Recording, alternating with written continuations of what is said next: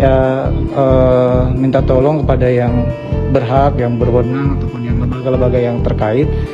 Ini pasien kasus pembegalan di depan Al-Islam Bandung, RS Al-Islam Bandung. Dia ini tapi sudah. Seorang pria bernama Suhendar usia 44 tahun menjadi korban pembacokan di depan RS Al-Islam, Jalan Soekarno-Hatta, Kota Bandung, pada Minggu, 31 Mei 2026, sekitar pukul 2 waktu Indonesia Barat. Peristiwa tersebut sempat ramai di media sosial setelah diunggah oleh akun Gils. Kasus ini dibenarkan oleh Kapolsek Rancasari, Kompol Herman Junaedi. Menurut Herman, korban saat kejadian sedang menunggui orang tuanya yang tengah menjalani perawatan di RS Al-Islam. Korban kemudian keluar untuk merokok, lalu duduk sambil mengecek ponselnya di depan rumah sakit. Saat korban lengah, dua orang pelaku datang menggunakan sepeda motor secara berboncengan. Salah satu pelaku turun dari motor dan langsung menyerang korban dengan golok yang sudah dibawanya. Serangan itu terjadi tiba-tiba sehingga korban tidak sempat menghindar.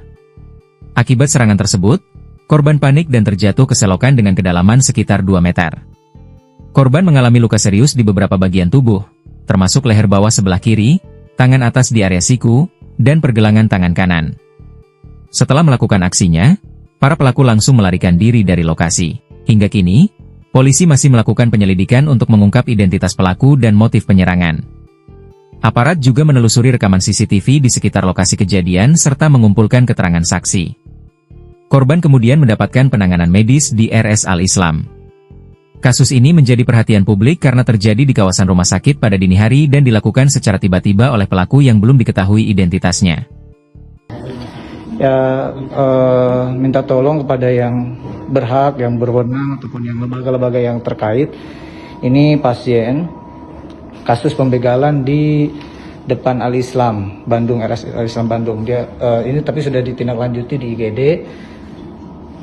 Tapi ini katanya harus ada tindakan untuk operasi kelanjutannya. Nah, yang kami bingung, ini pasien tidak di-cover terus sama sekali sama BPJS, sama yang lain lagi, lembaga yang lain nggak meng-covernya. Padahal pasien ini sangat butuh pertolongan dan juga kategori masyarakat yang menengah ke bawah gitu.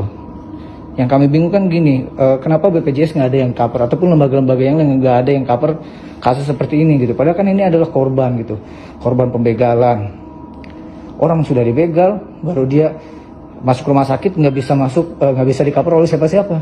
Tanya ke BPJS nggak bisa di-cover, ke Jasara Harja nggak bisa di-cover, yang lain nggak bisa cover, terus ke polisi juga katanya nggak bisa. Terus bagaimana nih kelanjutannya gitu?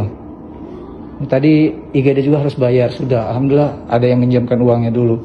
Sekarang dibawa ke rumah sakit yang lain dengan harapan bisa dibantu. Ternyata memang tidak bisa gitu, nggak ada lembaga yang menangani hal tersebut. Tolong Bapak Kemenkes ataupun yang berwenang, bagaimana ini kebijakan regulasi terkait BPJS ini gitu, ataupun kasus kayak gini tuh pasti saya rasa nggak akan ada satu, bukan pertama kali ini, pasti ada banyak hal-hal kasus yang seperti ini lagi gitu. Ada banyak pembegalan yang lainnya gitu. Berarti mereka, siapa yang menanggung pengobatan mereka? Mereka udah jadi korban, udah jadi sakit, baru mereka harus menanggung resiko untuk bayar rumah sakit yang sangat mahal ini gitu. Tolong, apalagi Bapak Prabowo, bapak-bapak yang lain lah yang punya kebijakan untuk mengatur hal ini, minta tolong. Salam dari saya. Download Tribun X sekarang, menghadirkan lokal menjadi Indonesia.